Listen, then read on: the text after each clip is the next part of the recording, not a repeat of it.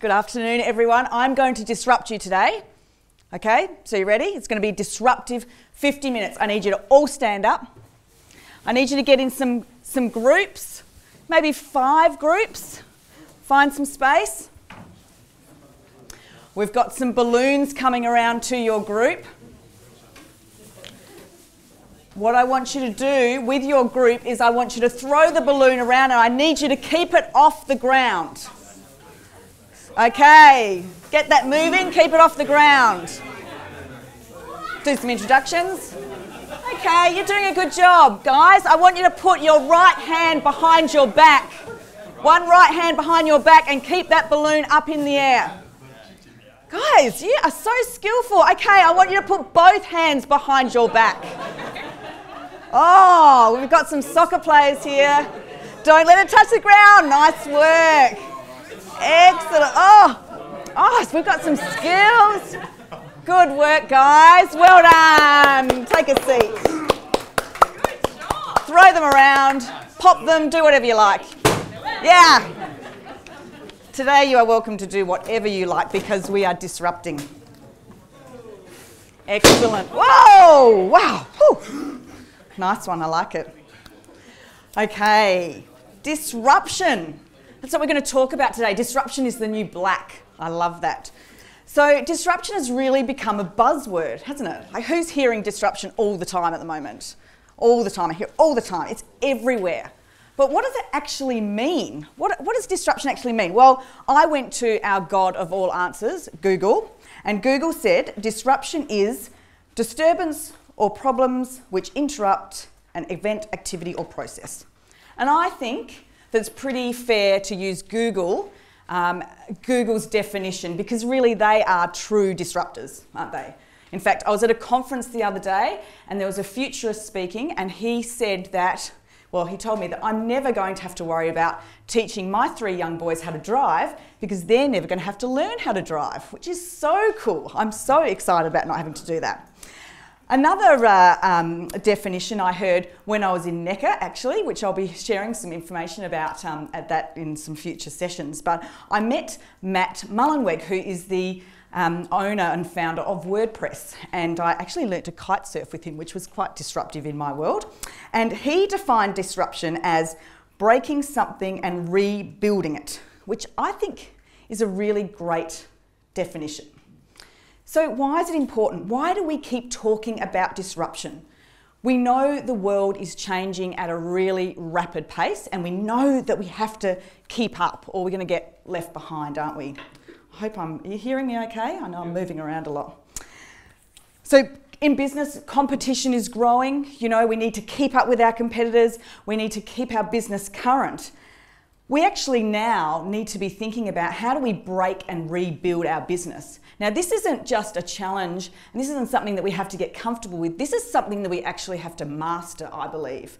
I think it's part of our daily operations that we are continuously breaking and rebuilding our businesses, thinking about them differently.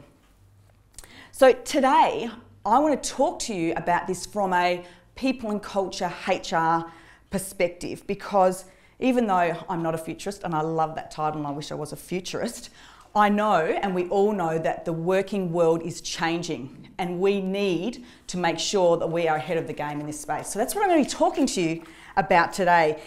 Disruption is driving the economy and new and innovative ways of doing business, particularly in the space of our people within our business, is imperative. We need to be doing things differently. So that's what we're going to talk about today. All right.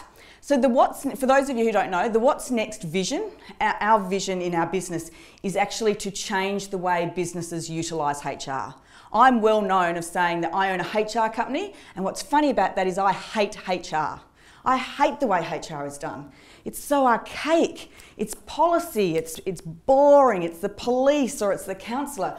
We need to change that, and that is the vision that we have in our business, to get out there and change the way businesses are utilising HR. We want to disrupt this very backward, boring industry, and we're doing it, and we're doing it really well. It's really important that we're making human resources, people and culture much more commercial, much more valuable to your business, getting you a return on investment.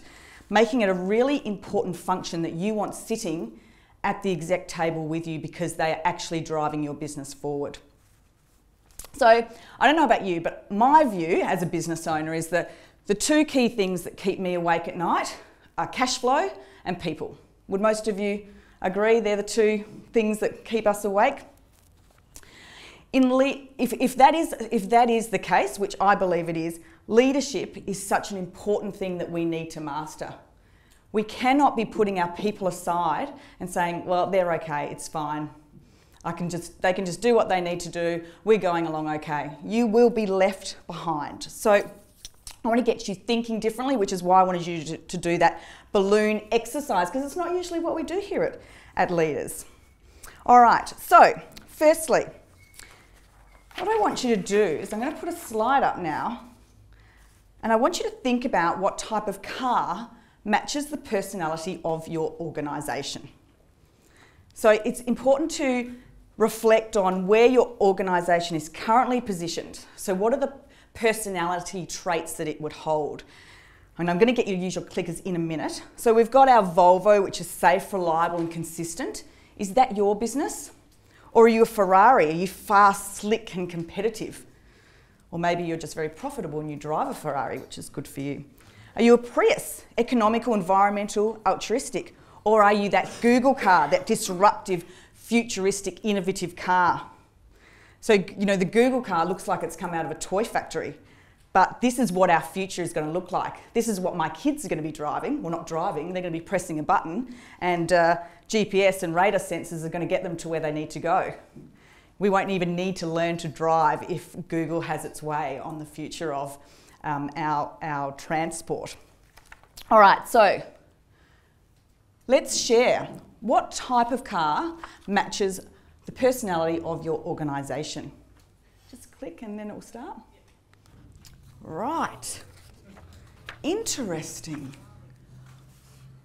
So we've got some safe, reliable and consistent businesses. We don't have any Ferraris in here. Wow, but look at our Google cars, 24%. That's very cool. I'm really impressed with that percentage.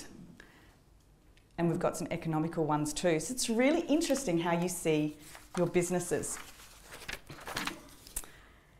So organisations today must navigate a new way of working. It's a new world of work, really.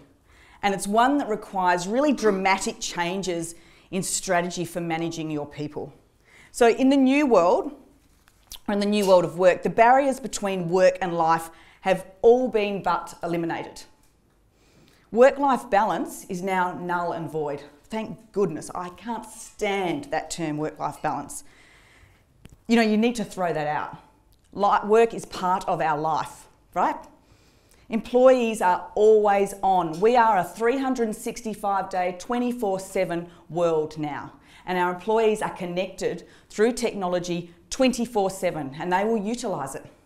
So flexibility is so important around how you allow people to work, because they have the ability to work anytime.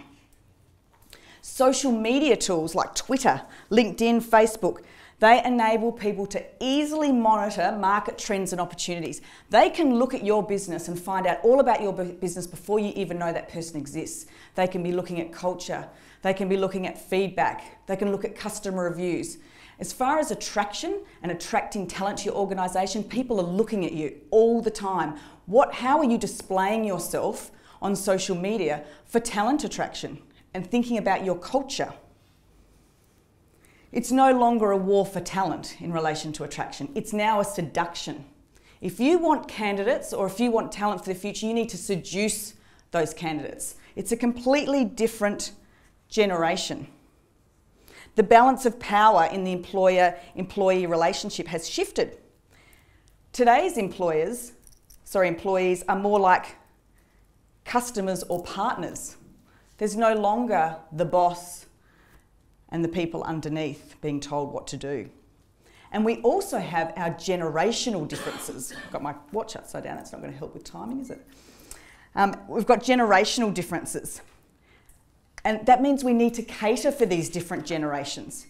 We need to stop calling Gen Ys lazy and entitled.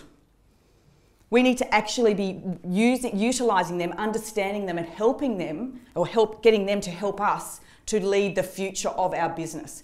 Sitting back and saying, those Gen Ys, get over it, because they're here. We've got our millennials coming up close behind them. You need to start recognising what are the great things that they can actually bring into your business. Utilise them because they're not going away. Staying the same is you're the only one it's going to be at your detriment if you stay the same. So for leaders, this new world requires bold and innovative thinking. It completely challenges our existing people practices. The way you look at your staff, the way you manage them, the HR systems you have in place, I can tell you it's highly likely that they are not relevant anymore. They are not doing anything for your business. So where would you currently rate your thinking as a leader in the new world of work? So this is looking at you as a leader as opposed to before we were looking at your organisation. So A, do you just go with the status quo? And this is about being honest with yourselves. No one's going to see your results, but be honest with yourself. B, like the status quo, but you might occasionally suggest some different ideas. Are you like C? You might like getting out of your comfort zone every so often with putting different ideas out there. Or D, you do like thinking differently. Or E, bold, innovative and disruptive. So I'll go through them again. A, you just go with the status quo. B, you go with the status quo, but you might occasionally suggest some different ideas. C, you might like getting out of your comfort zone every so often with putting different ideas out there. D, you do think differently. And E, bold, innovative and disruptive. Go. D, so you do like thinking differently. What have we got there? And we've got 23% of bold, innovative and disruptive. It's exactly what we want to see. We want to see that really increase. So this is you as a leader and how you're looking at your people. And there's some really, really cool things that you can be doing. So in the new world of work, as I've said, organisations must be taking a very different, disruptive approach to engaging high performance in the new world of work. It's a dare to be different space for you now if you have people. So there's some really great examples of organisations successfully doing this. So we have Google, we hear about Google all the time. They have their 20% time allocation where people can spend 20% of their work time on any sort of project that they think will most benefit Google. We have Netflix, they provide unlimited leave, which Virgin are also doing now. Deloitte, they blew up performance management. They got rid of it completely, throwing out traditional performance management frameworks, which I think is fantastic. Get rid of those performance reviews. KPMG, they developed office space to cultivate flexible working where there are no phones and everyone's working through a laptop. There's quite a few businesses doing that now, and you can see some cool stuff on YouTube about some workplaces doing that. Microsoft, 100% of Microsoft employees work flexibly in some way, and start and finish times have been removed from their contracts completely. But it's really important to note that you don't have to be a giant to do things differently. You know, most of these businesses started off small, but they're examples of small businesses doing some really cool stuff. And in my view, as a small business owner, we actually have the flexibility to change and implement and do different things even easier with a smaller workforce. So some examples: digital telepathy, nurturing employees' dreams through betterment bonuses. So that's a bonus for a project to better themselves, like conquering a fear. So that's how they were providing bonuses to their employees. Inside infrastructure, flexibility for all employees irrespective of role and level provided. Expectation of employees work from wherever is most appropriate for the task at hand, and they are responsible for making that decision. And then we have true disruptors in the small business space, which is what's next. So I want to share a couple of things that we do. So innovation, or letting our creative juices flow, is one of our values. So we have every 2 years we have our innovation awards, and we get people into teams and they go off and they come up with an innovative concept that is going to benefit the business in some way. Now, what's interesting, 2 years ago when we did this, we actually found that some of the ideas we have now commercialised and are very important parts of our product offering. And even more interesting is that the winner was the receptionist and one of our newest HR juniors that came up with this idea. The other thing that we do that's innovative is that we have everybody on social media. Everyone. They need to be tweeting 9 times a day. They need to be writing blogs. They need to be engaging on LinkedIn. In fact, I sent them a kick up the butt email the other night because they're not on social media enough. This is about marketing and driving our business and utilising the generation that I have in front of me and utilising their skills and their motivation. We've also taken the shackles away in relation to hours and dress, focusing more on people's energy.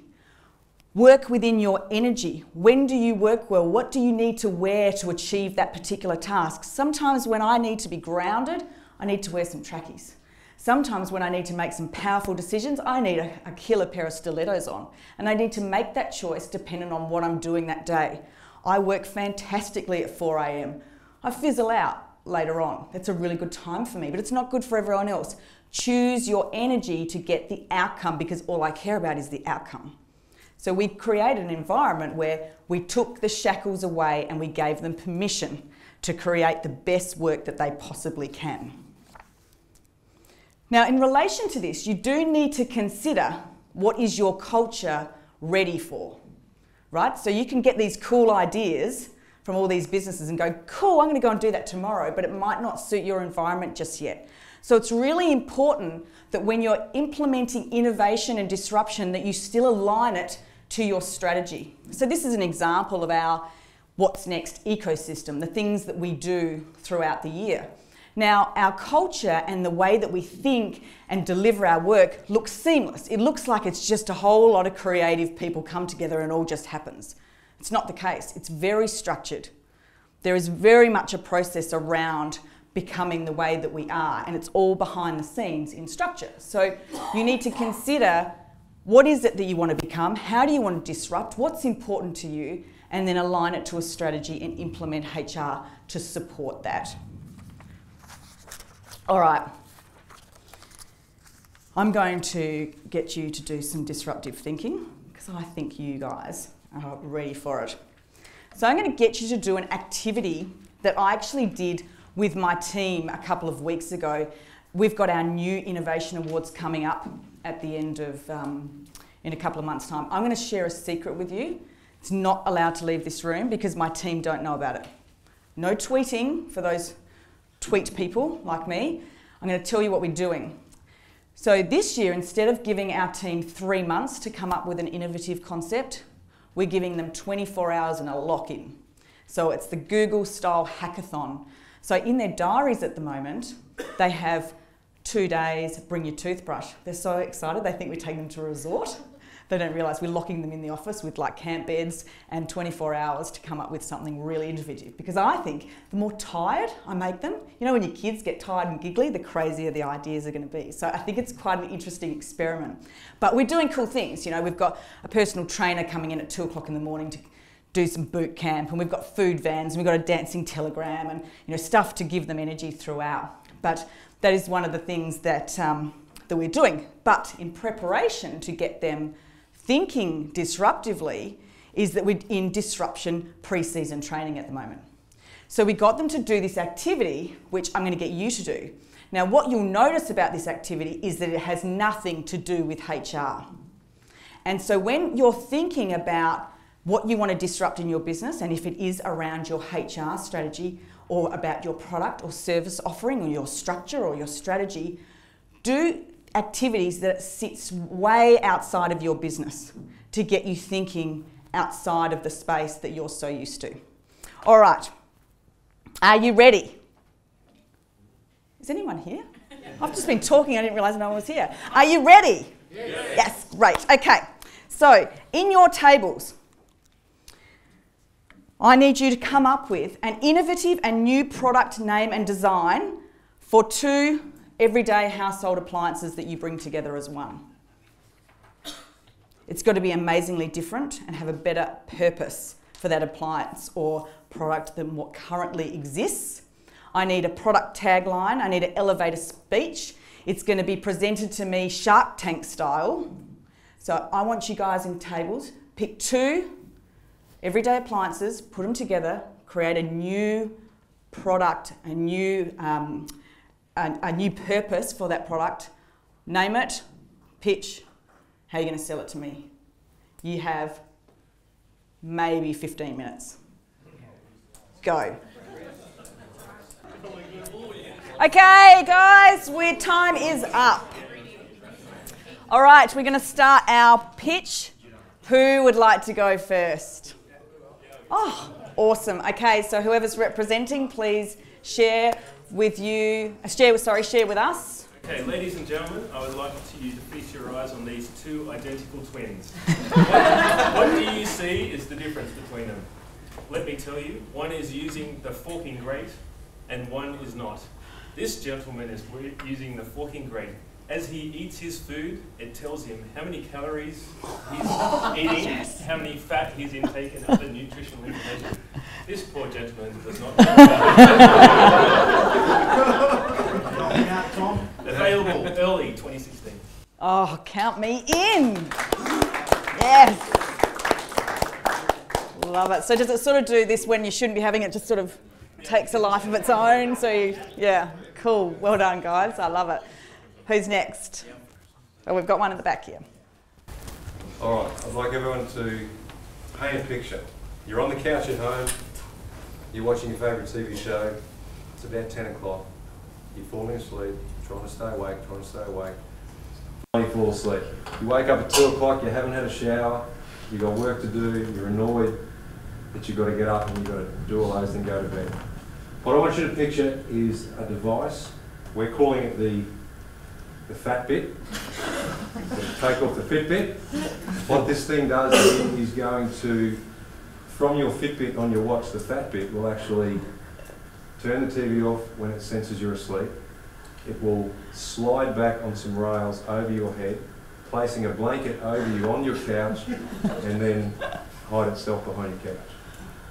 Wow. That's our pitch. That's Fitbit. Wow. Fitbit. Excellent. These guys? Yep.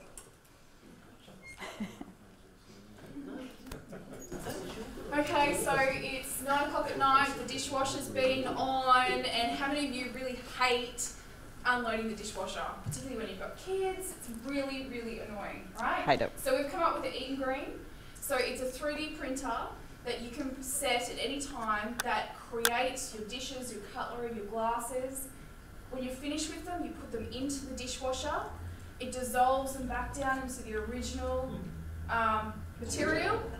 And then when you're ready to have dishes again, you hit the print button and they instantly appear.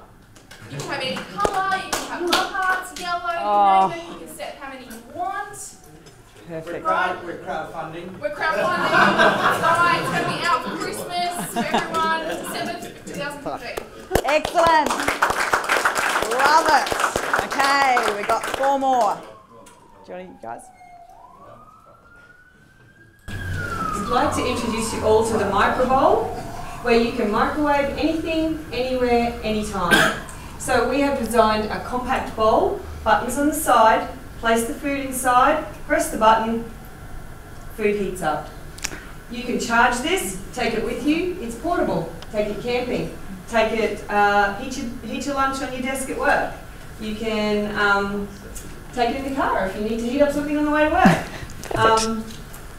What have I forgotten? Sold. Sold, yep. Sold. Awesome. Micro bowl. Amazing Christmas gifts this year. Thank you. Our product is to address that more than about 50% of the population will now be living in 1-bedroom apartments and single. So our product actually links the front doorbell, the sensors there, which automatically, when the person comes home, gets the hot water service going and starts the shower going. So when the person walks in, parks their car, they walk inside and the shower's going. And the product's called Baby I'm Home, to make you feel better. And the pitch that we've got is, you're never alone with Baby I'm Home. Oh, nice! Oh, at the moment, that might be the tagline of the day so far, and I like it. Alright, I'm not going to stand up for this because this is all part of the pitch. You know how those holidays in the office, you get home, you're a little bit tired, your wife, I'm speaking from a perspective here, in the kitchen no doubt all day, cleaned up after the kids, she's tired, she's cranky. You get home, you just make her angrier because all you want to do is go and sit on the couch, and she's now got to cater to you in the lounge room whilst catering to the children at the dining table. We've come up with a product called Crouch, combining the fridge with the couch in the lounge room to service majority of a male audience. You come home from work, put the football on a Sunday or a Friday night. Now they do Thursday night football if you're NRL. Put your feet up, and we have a nice eco-hybrid gas solar combo powering your fridge / couch option. The Crouch comes in multiple ranges. We have a couch suite for the multiple men. If you have a man cave, we've got the reclining Crouch if it's just a solo exhibition. So our product line is Crouch. Be lazy. Oh, I love it. So much laziness happening. And we're so glad we've kept the best to last, because as much as our idea is great and fantastic, it can actually be a combination and can be incorporated or partnered with everybody else's idea here today. And we're calling it the Froven, because it is taking, yes I know, isn't it a great student name? The Froven is a best time-saving device that you've ever come up with, because you just put your veggies in the fridge in different compartments, hit the preset button and come home at 6 o'clock, pre-prepared, pre-cooked meal, straight into your couch, your frown, sorry, a baby shower, or well done. So everything that's been discussed in this room today is confidential. We do not take it outside because I think we've got some ideas here that we might be seeing out in the market. And as I instigated this activity, obviously I have some equity in any of these ones that come to life. So thank you guys. Great job. All right, to finish off and get you started on disrupting in your business, there's a couple of things that I want you to think about. Firstly, you need to be articulating a vision, mission, values. Set the vision of what you want to achieve and align that to how you're going to get there. So really think about how are you going to be innovative and disruptive, and how does that align to your vision, mission, values of your business, because it may not be aligned right now, but we know we have to be doing this. We need to align our culture with our strategy. As I was saying before, it's critical that your culture works with this. So work out what your culture is. If you need help with that, this is exactly what we do to ensure that you're implementing innovative concepts that actually work for your business. You need to develop a HR strategy. You need to make sure that the strategic plan manages the people in the new world of work. Simplify. Get rid of necessary, time-consuming, paper-filled HR documents that you've probably printed off Google. Get rid of it. It doesn't help you. It's not driving performance. So simplify. Think about what it is you're trying to achieve. Get on social media. Get your people on social media. Use it as a marketing tool. If you wanted to talk to me about this separately, please do. We've had enormous success implementing social media strategy over the last 10 months in our business. Empower your leaders. So empower them to get this happening. Reward employees for thinking differently, for thinking outside the square, for coming to you with a different way of looking at your business. Do not shut them down and say, but this is the way we do it here. If any of you say that, you need to give yourself a smack on the wrist. And work across boundaries. You know, there shouldn't be boundaries in working. Like we did, take the shackles off. Give your staff permission to not be restricted. You need to give them permission and talk it through, and have conflict, challenge different thinking, challenge disputes and conflict around the table. Robust conversations is what you should be having at all levels of your organisation. So finally, I have one challenge for you. This is your homework. So tomorrow when you walk into your office, I want you to stop when you walk in, and I want you to take a look around, and I want you to think about what does it feel like, because that feeling is your culture. So I want you to do that. I then want you to look around at your staff, and I want you to think, who are they? What behavioural styles are they? What generation are they from? What do they really know? It's often the youngest, least experienced and newest people that see things differently. Are you actually asking them?